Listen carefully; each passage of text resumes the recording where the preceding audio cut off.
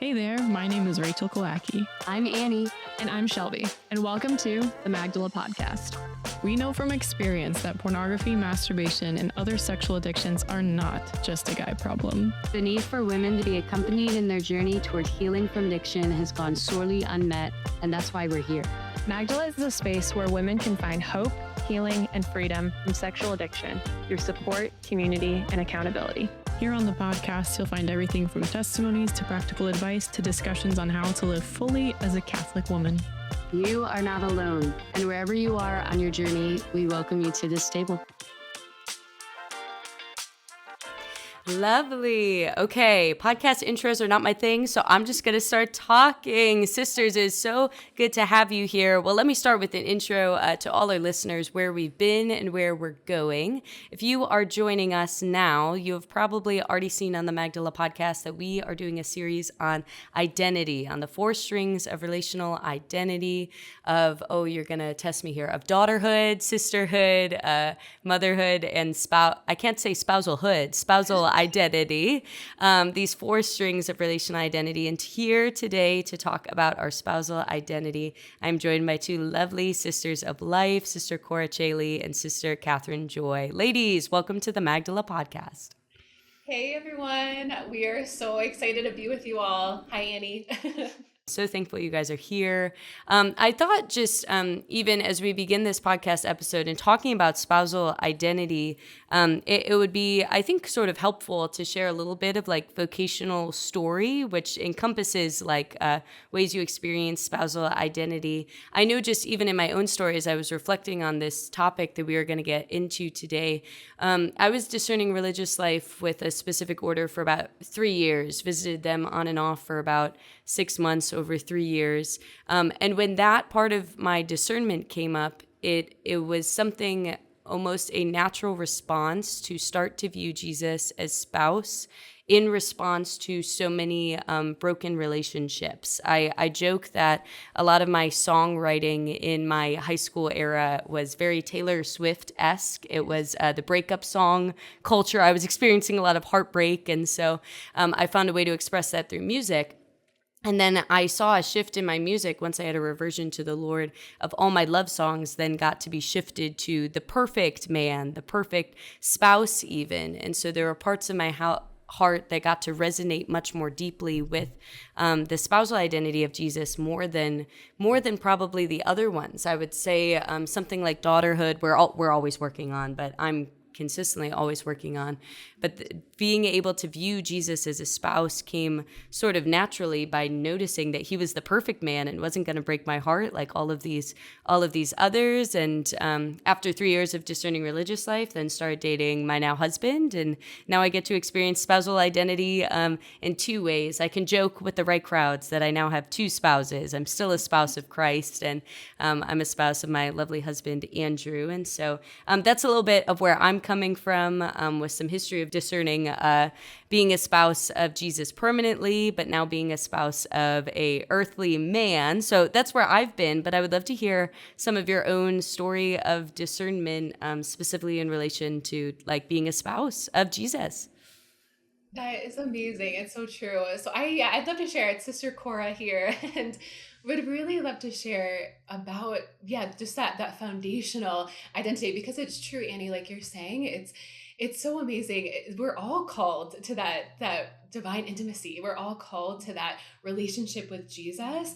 And as sisters, as religious sisters, as brides of Christ, we're kind of here. We're like that little lighthouse, and we're here to remind everyone that this is our ultimate calling, our ultimate destiny, no matter what kind of avenue or path we take in our vocation. It's like we're living that now. I'm living that as a bride of Christ now. And this little boy came up to me and he was like, "So why are you wearing that?" He was pointing to my habit. And I was trying to think about how to respond to a little boy. So I was like, I am a religious sister and I live for Jesus. And he was like, "Okay, so you're Jesus's sister." And I was like, "Actually, I am Jesus's bride. I wear this veil every day because I'm married to God." And when he heard that, his jaw dropped. He grabbed his chest and then he fell back into the grass. Like it was the drama drama of it. It was so funny. But like, what could make this little 7-year-old boy speechless? It's this total, like, it's this surprise of love. It's to be totally swept up off of your feet in love. And that is really, truly, no matter what vocation we're called to, we desire love. We want that. And we're actually called to that. Our hearts are shaped and formed to that love, which is so special. And I think in my own life, that is kind of what was happening, you know, growing up. I grew up in a family where my parents witnessed that to me. You know, they growing up in you know, parish life, so I saw other couples and I saw a lot of other children, and I grew up in a multi-generational home, so I grew up also with my grandparents. So it was kind of like witness after witness of just what became my dream of life and kind of love to be expanded and unfolded. And because I lived with my grandparents, my cousins would always come over, and aunts and uncles. So I feel like I grew up with this, like, the door is open, you know, come on in. It's like a welcoming atmosphere. And that really became the dream of an exclusive kind of love with someone that would expand and would become expansive. And I really didn't grow up with religious sisters until I was kind of upper high school. I remember going to an event and I saw a religious sister, and I didn't really interact with her. I just saw her veil, a very long veil. And there's something about a veil that's so bridal. And I was like, wow, what? Like, and she wears it every day. And I was like kind of caught up with that, almost like what that little boy dropped. I didn't drop to the floor, but it kind of caught my attention of, okay, Lord, where is the pull? Where is the tug? So that's a little bit, I think for me, a little bit of the foundational, just kind of desires for love in my life. Totally. Thank you so much for sharing. And I have to be honest, I'm a little jealous that you get to wear your wedding dress every day. Such a gift, such a gift. I look at mine now that has a large place in my closet because the skirt was so big, so it takes up a large space, and how much I would love to wear it more often. I feel like depending on the environment, it could be socially acceptable, but what a gift that you get to wear your wedding dress every day to be a reminder to the world of your spousal identity, of the one whom your heart longs for, who longs for you in return, and you get to be a witness to that. And what you shared so beautifully at the beginning of is that your reminder, your witness of this is the reminder to all the church that this is who you are right now, who you are to come, and who you are right now as a bride of Christ. I think about Sister Cora, you know this, but I've done a lot of work with like high school aged youth and camp settings and youth ministry. And I would say, like, in ways that I've seen young women sort of misunderstand this, is that they sort of discount themselves from being a bride at all. I mean, we can talk about that culturally, but specifically in being a bride of Christ, because they don't see it as, I liked your word expansive, this expansive love that you get to give as a bride, that Jesus's like spousal love is not just for the super holy, blessed, those women in a habit, but actually like that deep pursuing love is for all of us. I remember one summer I was leading like a Bible study with some high school girls and felt really called for this group of women. They had a lot of wounds, specifically in relationships with men, and really felt like the Lord wanted to pursue them in, I'll say, a romantic way. And so I brought them to Isaiah 62, and I have it pulled up here. Just want to read. Oh yeah, amen. Hands, like Tracy's hands went up. Woo! So just want to read this here, that as a young man marries a young woman, so will your builder marry you.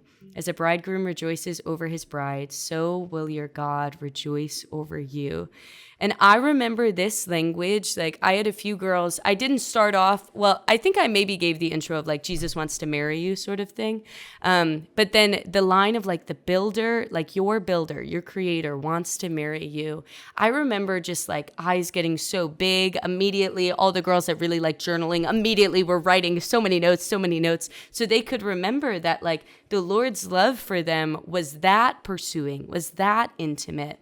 And I feel like that was just a place that they misunderstood on their journey. Like, sure, maybe Jesus likes me, but does he love me? Is he in love with me? Like, the depth of his love for us is that deep. And so I'm just curious, maybe in the women that you get to work with, maybe some women that are discerning, where have you seen maybe just other misunderstandings of this idea of a spousal relationship?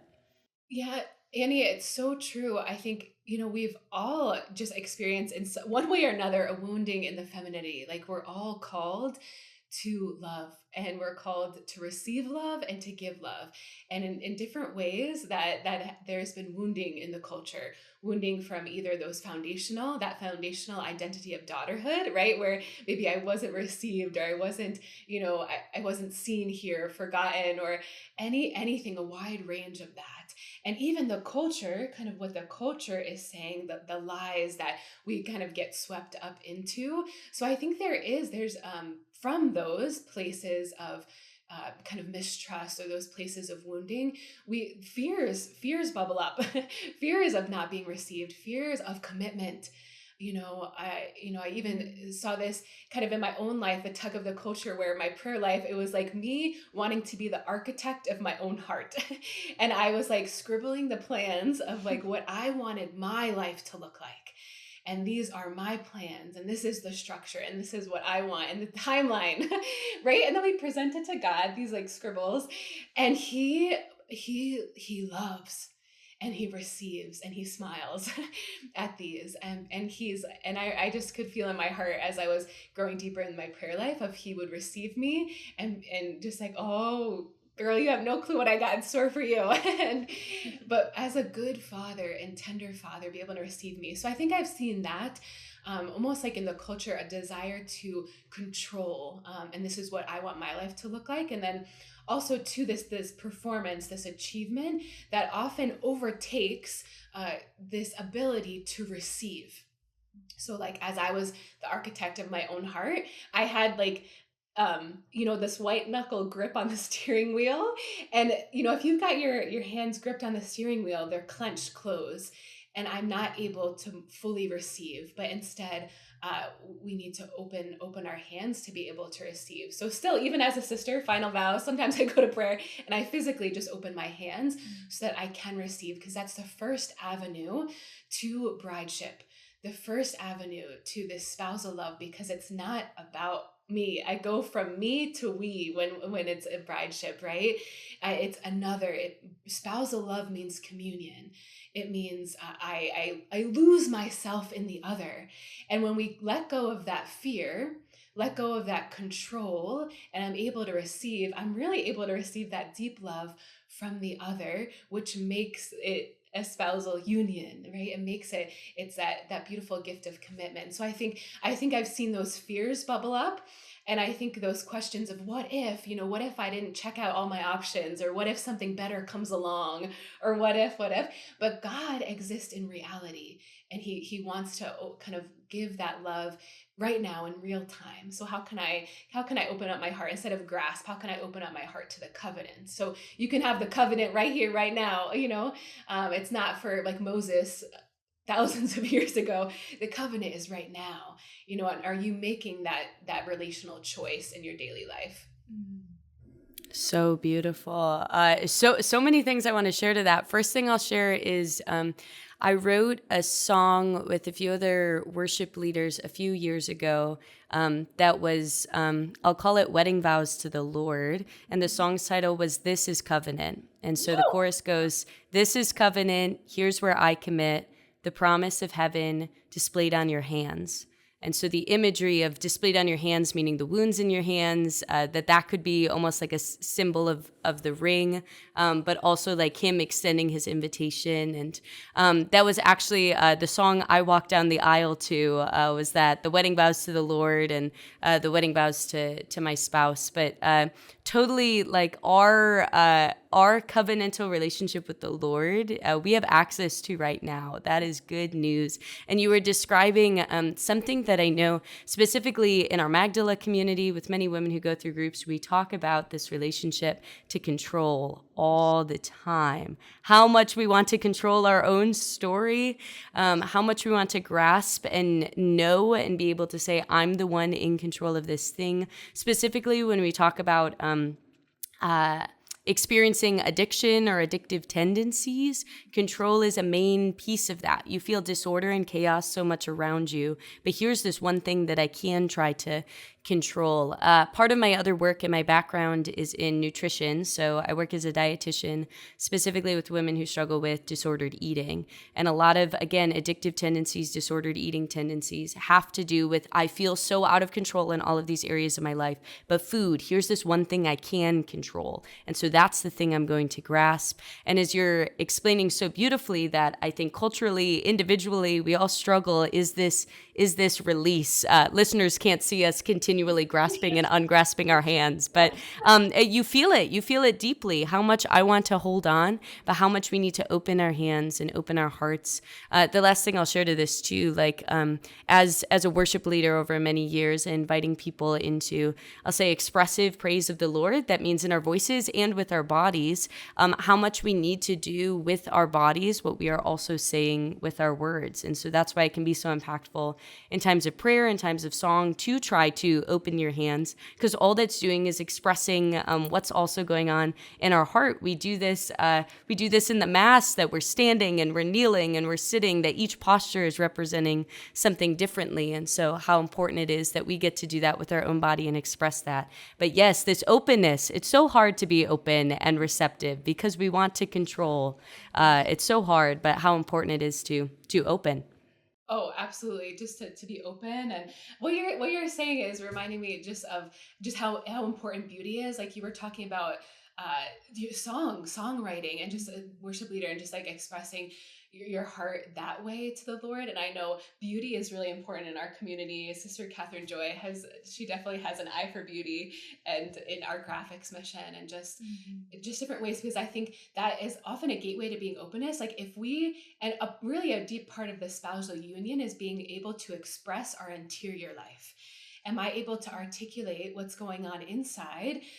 First, like in any direction, marriage and family life, religious life, there must be kind of an expression and a vulnerability to express what's going on interiorly, to be open and free. So I know beauty is especially important as living as brides of Christ. Yeah, and it's such a wonder that beauty really reveals like an aspect of who we are. Like that's something I love to think about beauty, especially in our mission of graphics in the community, that beauty actually communicates our goodness in a way that is so disarming that we almost like naturally, when you come upon something beautiful like a sunset or like a vista, like there's something that speaks to our hearts of like this is for me, and this actually this reveals like a goodness in me. And it can be a little bit actually like overwhelming or disarming of like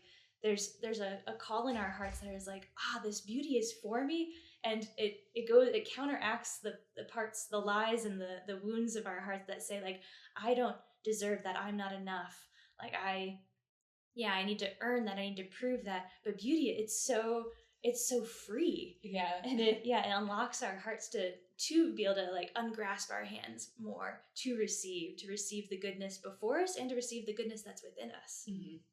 Totally. And I think as you discuss beauty and as we think of it in our spousal identity, I think that can be one of the things that can keep women from experiencing this even more, because of the question of our beauty, of feeling beautiful, of acknowledging our own beauty. I think I'm sure you've seen this in your own life, of how easy it is for the feminine heart to experience beauty in others, to be able to call it out in them, but how much harder it is to see in yourself. and yet to think of this bridal identity of thinking, I'll say a woman in her wedding dress, like you can probably think of friends and weddings that you've been to.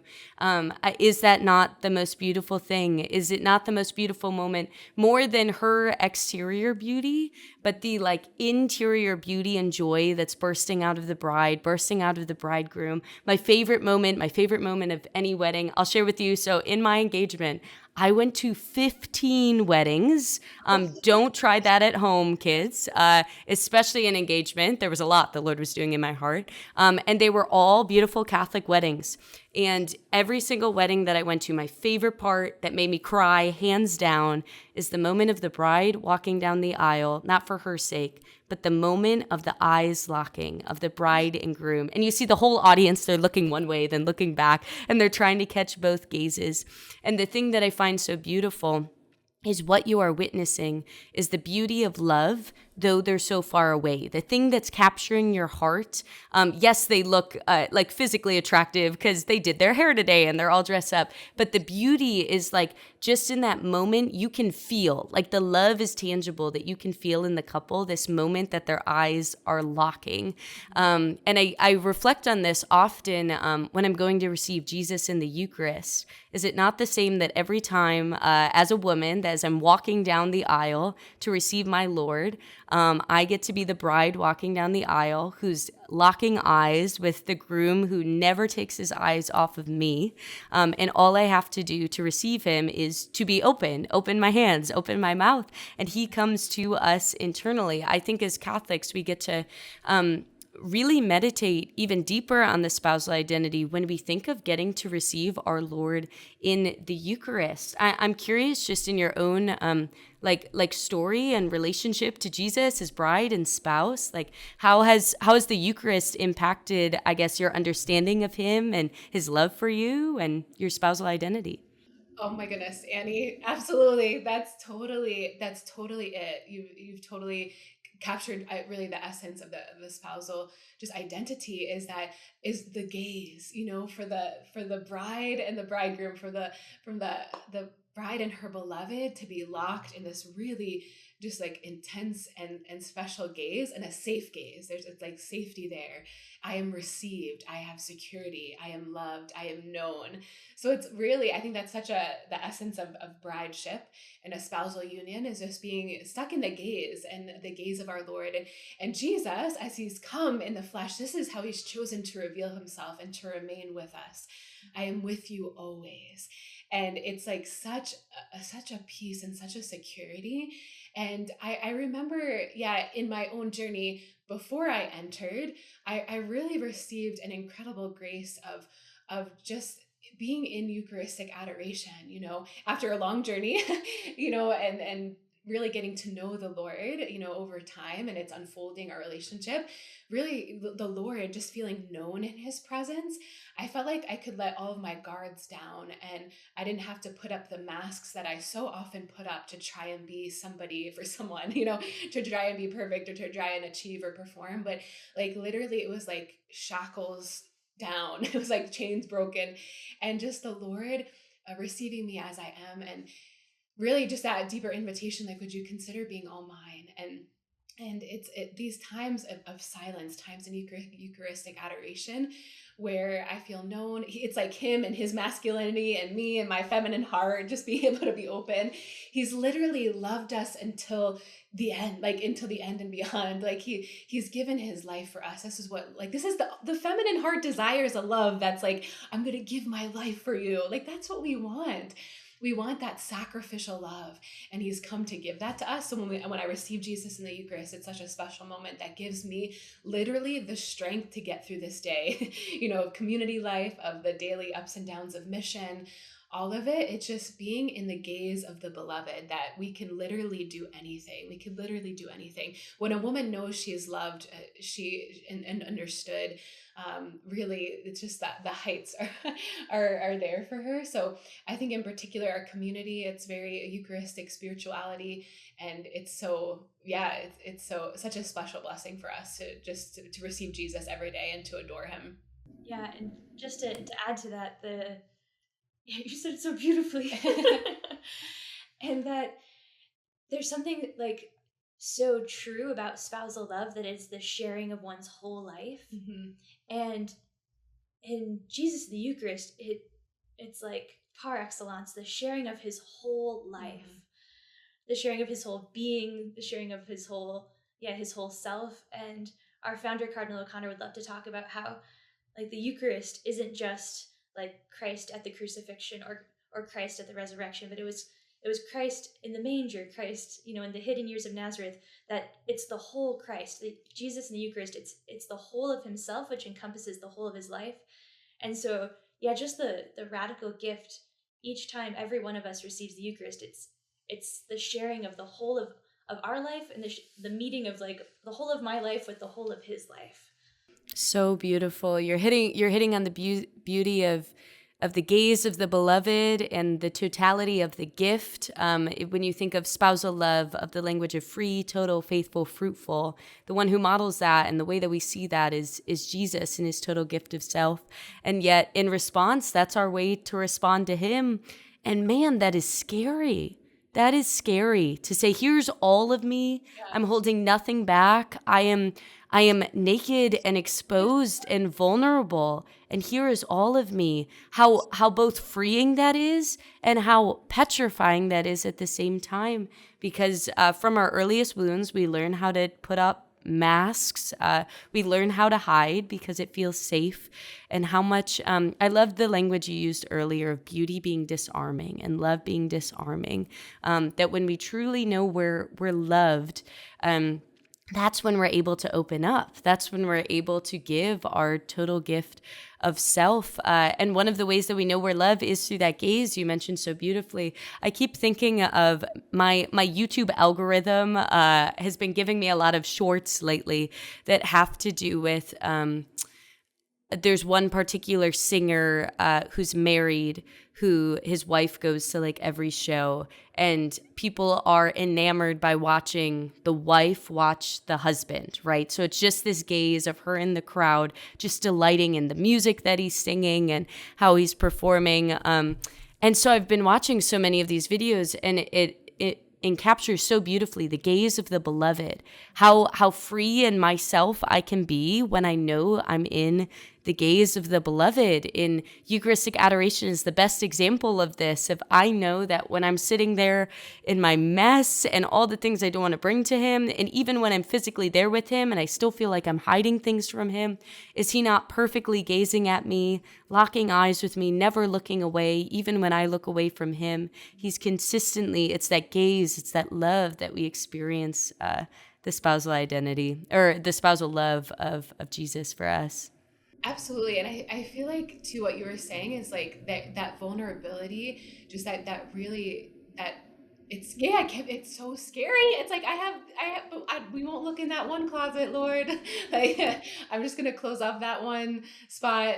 But he's like so interested and eager in all of it. And he's not afraid of our weakness. He's not afraid of our, we might want to hide it and sweep it under the rug, but he's actually like, oh my gosh, I want to run to that place for part of you. Like I see that weakness, or I see that hardship or sorrow. And he's like, there's no place I would rather be, is like with you in that suffering, with you in that sorrow, so that I can like literally, like a lot of times, just in my own meditations, like it's just like Jesus extending a hand. And there's that choice there to like take that hand and be lifted up, to take that hand and to walk with him, or like, and to not be afraid of like, all right, where are you going to lead me? But to not ask, but like at this point, I'm like, I just grabbing it, because it's like, because I trust, like, he is trustworthy. And that's where, again, like our healing those places and parts of our heart that, where we might have experienced mistrust, is like, okay, Lord, I need the grace. So when we go to prayer, ask for the grace, especially if we're not feeling, and there's still times and moments of my own weakness that I'm like, I don't want to look there. But it's like, okay, Lord, I know you've proven yourself trustworthy. So when I see that hand extended, I can grab it and I can go with you. Yeah, thank you for sharing that. How much we know maybe intellectually the importance of holding, of grasping, of reaching out and trusting the Lord. And I know an area in my own life where I think this has been so difficult, when I think of, again, spousal love being free, total, faithful, and fruitful. The fidelity piece, I think, has been a place of major woundedness in my own life. Can I trust that the Lord will never leave me? Can I trust that he will always be there? That is the question, because so many humans who have loved me imperfectly, so many friends that I've had left that never talk to me to this day, even though I've tried to make amends, relationships that had places of infidelity, both from the other person to me, both me in relationship with other people.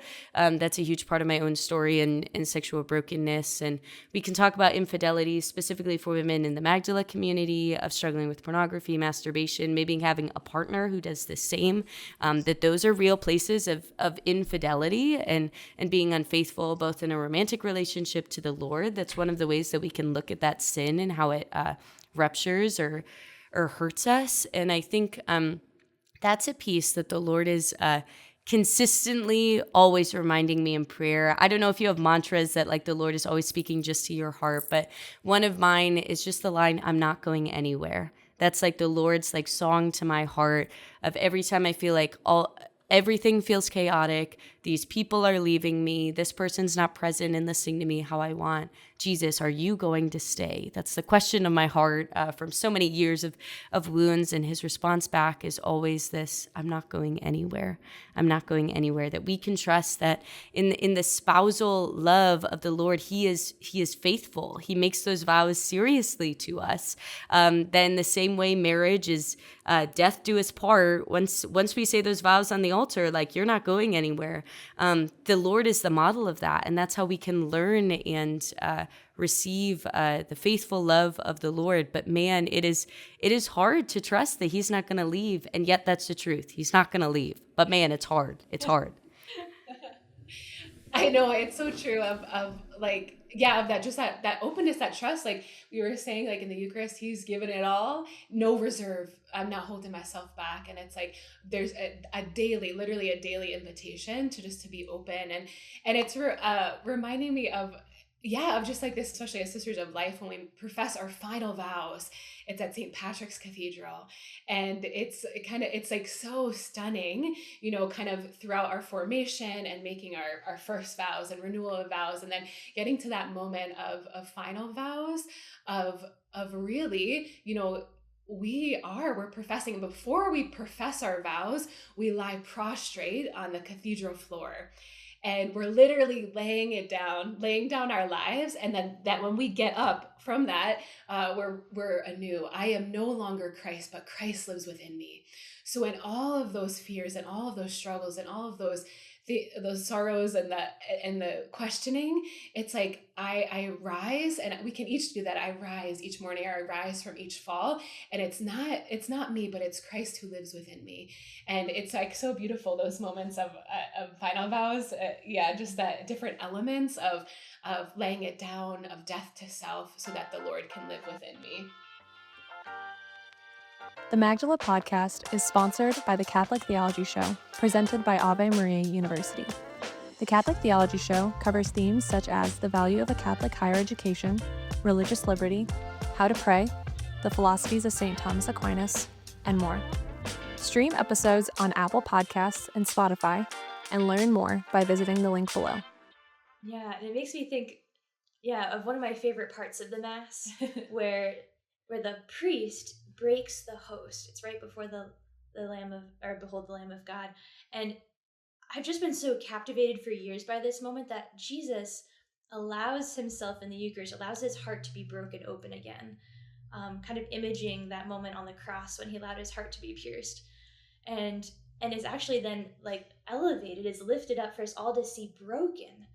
That it's like so important to him that we see every day in all the masses throughout the world that he is unafraid of brokenness, that even himself in the Eucharist is unafraid to show that, to show his wounds, his glorified now wounds, so that we know that there's a place to go with our broken hearts, that we can see before us every day that he allowed his heart to be opened up, to be broken, so that we have a place to run. We have a place to bring all of our stuff, to lay it all down, to tuck everything into his heart that's open. There's a space for us there. Mm-hmm. Yeah.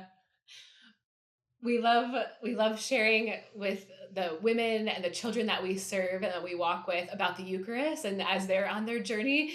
And we a sister, I was remembering this story of this little boy, this little guy, and we were teaching him about the Eucharist, and the sister was like, look at the monstrance, like Jesus is actually present with us. God is here, and the monstrance looks like a sun. And she's just kind of going on. And then it was his turn to go into the chapel. Like, do you want to go see Jesus in the Eucharist? So they open the chapel door, and he runs in down the center aisle towards Jesus, towards the sanctuary, and he just puts up his arms and he just goes, I want it, I want it, I want it. And I love it. I feel like it's like, again, bringing like, I want it. Like, and I want all of it. So running, and Sister Catherine Joy so beautifully shared that Jesus's heart is totally exposed and open for you. It's like, okay, where's the desire? Running up, I want it, I want it, I want it. And then, just that deep desire of like, okay, yeah, I'm feeling the suffering and sorrow. But Lord, I want you. I want to see the resurrection. I want to be in you and with you. And I want you to be in me. Amen. So beautifully shared. The deepest desire, the deepest longing in all of our hearts is this intimacy with Jesus. We share about this. I'll share a little bit about our Magdala groups and our curriculum. Our very first session that we go through is all about desire. We talk about our wants and our longings, things that we've seen, we haven't seen. We do an activity called I Want journaling, and we're essentially just like writing a prayer to the Lord, like, I want this week, blah, blah, blah, this month, this year, and this life. Like, what are some of the longings of my heart? And it starts sort of superficial, right? Like, I want this week, I want to get my laundry done. I want to get maybe 8 hours of sleep one night. That would be nice, But as you start going, you end like this year, this life, like what are the deepest longings of your heart? And we can see that in all of our desires point back to Jesus, all of them, that deep longing, that I want you, that deep longing, all of it we can point back to Jesus, especially again, speaking to women in our Magdala community, experiencing a lot of sexual brokenness and seeking healing, even in the most disordered desires. And I'll use that word to say disorder, meaning against the natural order, right? You are not disordered, but we all have desires that are a little twisted. And so when we look at those desires, we can always still find gold or good, which is our heart seeking the love of Jesus. All of our desires are pointed back to him and this deep intimacy. A huge part of my own story personally has to do with I used to date women and being in romantic relationships with women. And as I've dialogued with the Lord about this experience of my life, there's so much I could say here that we can't in the next 15 minutes, but something that I will say is that the Lord has pulled out this beautiful gold of how much in that desire that I had there was a specific woman I dated for about 3 years. In that desire for her, like the deepest part of that was, man, I wanted intimacy. And specifically, I wanted intimacy with women. And so the enemy came in and he twisted that to say that intimacy with women has to be sexual or romantic in nature. And over years of just allowing the Lord into this space and so many other areas of healing, I was able to see how much there's always been a call on my life to share intimate moments with women. My current full-time work is having very intimate, heartfelt, exposed conversations with women, and how much that's what my heart is made for. It was the gold all along of seeking this very beautiful part of Jesus's heart that I get to see in the women that I work with, that the enemy came in and twisted into being something bad. But as you expressed so beautifully, that the deepest part of all of our desires, they all point back to him. This beautiful love that we get to share, that everything that we're longing for gets to point back to the one who loves us in return. The other story I was thinking of as you were sharing, when I think of just Jesus' total gift of self and being broken to us, like a spouse, the perfect spouse is okay with our brokenness and models it for us. How much him as the perfect spouse comes to us in every single way to bring us back to his heart. Is that not the call of his heart? A song I think a lot of Catholic parishes sing during Lent. We're recording this during Lent. It's a song called Hosea, or Come Back to Me. So the lines are like, come back to me with all your heart and don't let fear keep us apart. Do you know that song? You know what I'm saying? Yes, yes. And so I feel like that's the song of the Lord's heart. Like, would you come back to me with all your heart? Don't let fear keep us apart. And the ways that he's calling us back is through continually romancing our hearts. This was something I wanted to bring up with you when we speak about spousal identity, the idea of Jesus romancing us. I've heard Christopher West use the language of God is always wooing us. In other language, he's always like flirting with our hearts. Like in a good way. There's something romantic about the way that the Lord is pursuing us and calling us back to him. And I've been able to look at so many like moments in my own life of one of the ways that the Lord speaks to me is through bees. So he'll send bees to me. There was one summer I was lifeguarding at a camp, and every time that I was standing there, he would always send bees to me, and they would just sit on my hand. They would never sting me. They would just be there. And it was the Lord's way of wooing me, of romancing me. It felt for some women's hearts who love receiving like flowers, those were my flowers from the Lord. I received bees, and in that small action, how much I can see that the Lord is always wooing and romancing my heart. I'm wondering if you have any stories or ways that you feel like the Lord has wooed you or been romancing your heart, maybe in your discernment to your current vocation or even still now. I mean, he does this daily, but any ways that you've seen the Lord wooing or romancing your heart? Okay, that's awesome, Annie. Thank you. First of all, Annie, thank you so much, for just sharing more deeply of your story and your heart and just kind of your journey. And so anytime we testify, it's power. The evil one is totally crushed when we testify to Amen. the Lord, his power in our life. Which is beautiful. And I love kind of what you're talking about, desires. And sometimes these disordered desires, which I love, Sister Catherine Joy has called them wonky desire. There's wonky, they kind of take a turn, but ultimately we know that if they've taken a turn, there's like a deeper kind of desire that the Lord wants to heal and wash over. So just wanted to comment and thank you for sharing your own story. And it's true, the Lord knows your heart more than you know yourself. Return, you were saying, like your builder, has called and wants to marry you. It's like he knows your heart better than you know yourself. So whenever we're feeling like we're questioning or like, oh my gosh, I don't know where am I supposed to be or what's the path the Lord wants me to take, it's like, okay, Lord, you know my desires. How have you made my heart to love? How are you shaping me? How are you making me? And so he's always after the pursuit. Always. So I love what you're saying. There's always a personal love that he's like, hey, I'm with you. Hey, I see you. And it can be little things. And one story that came to my mind, I haven't thought about in a while actually, was when I just entered the sisters. We went we have an upstate New York, just this little like camp, and there's like cabins and it's kind of a rustic feel in the rolling hills of New York. And I just entered and I was like, oh man, I miss the fall feels. It was during fall. So I missed the pumpkin spice. We went before I entered, I went with friends to a farm and where there were Gerber daisies these special flowers that we would always go and pick. And I just was missing that. And I was sitting there just like missing this. I was just missing kind of those past things. And I entered this new way of life.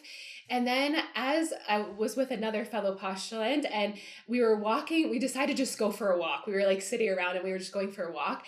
And we were walking past a house and this little girl she just runs out of her house and she's like, hey, this is for you.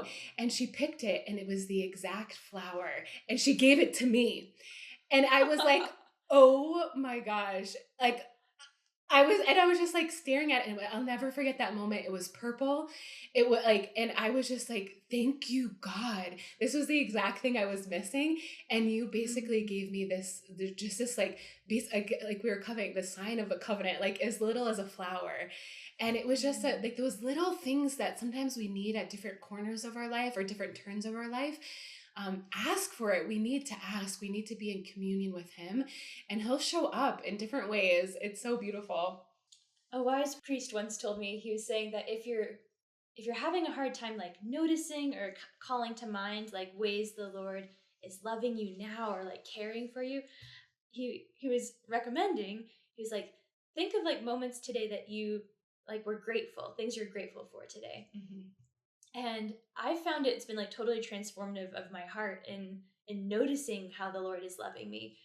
Because gratitude, it's not something like we force, it's like it naturally wells up in us. And so it's almost like a little like signpost for like something good was given here. Like I was loved here, I was cared for here. And it can be little ways. It's like from a flower to a friend to, yeah, like all the different twists and turns of our life. But I've just found that personally really helpful in like actually, yeah, recovering this sight of the Lord always pursuing us, always loving us, always like finding these like outrageous creative ways that like to love and to show his attention to our particular heart.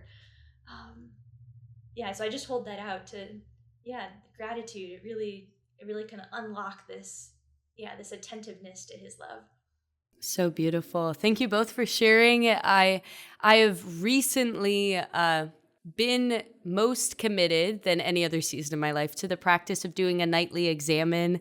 I don't need to go in the whole history of me and examens, but let's just say I really struggled with it for a long time. I'm very thankful that was one of my husband's like main forms of prayer. So now having an accountability partner of my husband in the evenings, we're able to do an examen together. And the way that we examine starts by listing like 3 ways that God was making himself known to us, 3 ways we experienced the Lord, which really just ends up being 3 ways that we are grateful for today.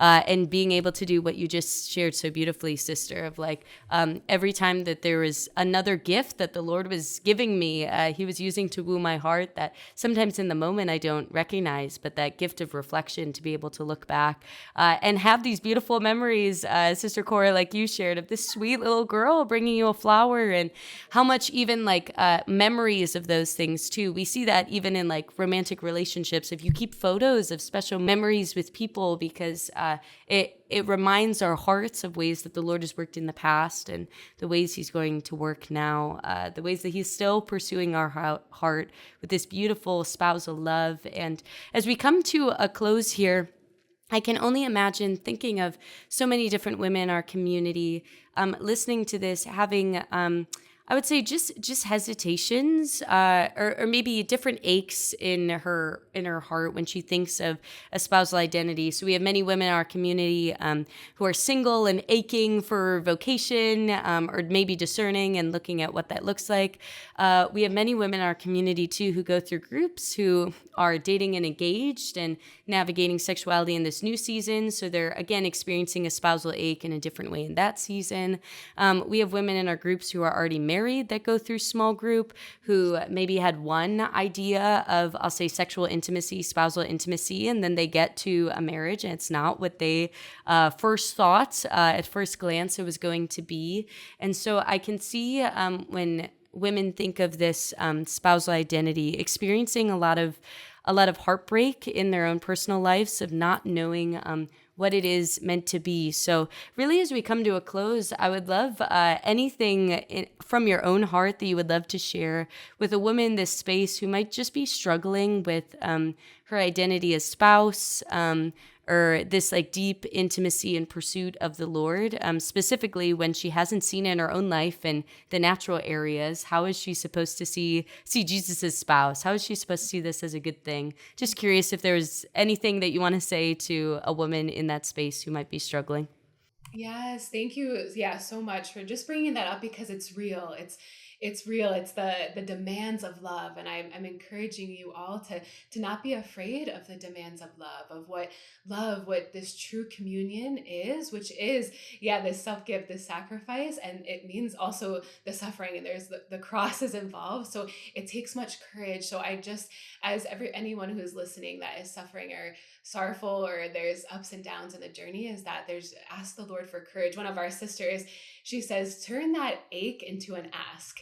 and really, like asking the Lord, because this divine intimacy, it is for you right now. It's in the real circumstances of your life. That's where God works. That's where God loves to dwell, is in reality. So the most real, the most special, beautiful relationship we can have is like right here in the moment, and asking the Lord to come, asking the Lord, shed light on this situation. Lord, I need you to increase love in my heart. I need you to grow these vows in me, especially those women who are already married and they're suffering in the marriage, right?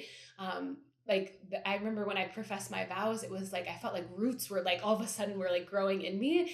And it doesn't mean I have all the answers, but it means that I can ask the Lord to come grow in me, because holiness is for you right now.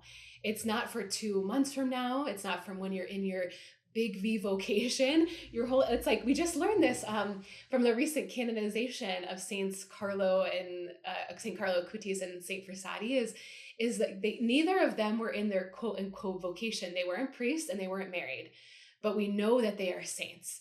So if you're kind of, if you're praying, if you're discerning right now, it's like, well, no, holiness is for you today. And the Lord works in the real circumstances of your life. So if there's, sorrows, if there's joys, if there's waiting, okay, Lord, how are you working in the real circumstances of my life? Romans 8:28, the Lord works for good for those who love him, for those who trust in his ways. So really we can anchor our hearts in that, okay, reality, Lord, this is what's being presented to me, and I want to love you here. I want to love you here. And because really I love, her name is Mother Mary Frances, and she founded a Poor Clare Monastery in New Mexico. And she has a lot of great writings, especially on brideship. And she says that a woman's destiny is love.